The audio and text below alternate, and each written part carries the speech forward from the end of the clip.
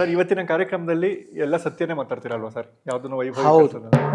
ನನಗೆ ಹ್ಮ್ ಗೊತ್ತಿರೋ ಸತ್ಯ ಮಾತಾಡ್ತೀನಿ, ಗೊತ್ತಿಲ್ಲದ ಸತ್ಯ ಮಾತಾಡೋಕ್ಕೆ ಸಾಧ್ಯ ಇಲ್ಲ.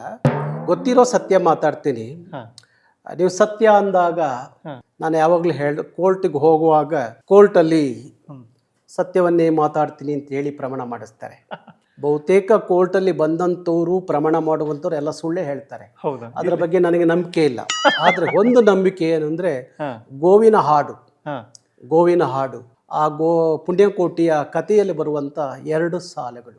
ಸತ್ಯವೇ ನಮ್ಮ ತಾಯಿ ತಂದೆ, ಸತ್ಯವೇ ನಮ್ಮ ಬಂಧು ಬಳಗ, ಸತ್ಯವಾಕ್ಯಕ್ಕೆ ತಪ್ಪಿ ನಡೆದರೆ ಮೆಚ್ಚನ ಪರಮಾತ್ಮನು. ಅಷ್ಟೇ.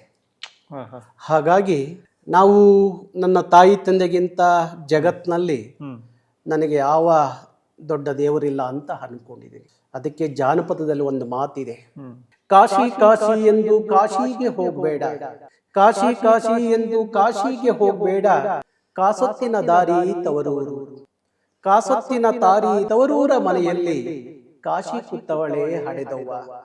ಹಾಗಾಗಿ ನನ್ನ ಪಾಲಿಗೆ ಜಗತ್ತಿನ ದೊಡ್ಡ ದೇವರು ಯಾರು ಅಂದರೆ ಅದು ನನ್ನ ತಾಯಿ ತಂದೆ. ಕಣ್ಣಿಗೆ ಕಾಣೋ ದೇವರವರು. ಹೌದು ಹೌದು.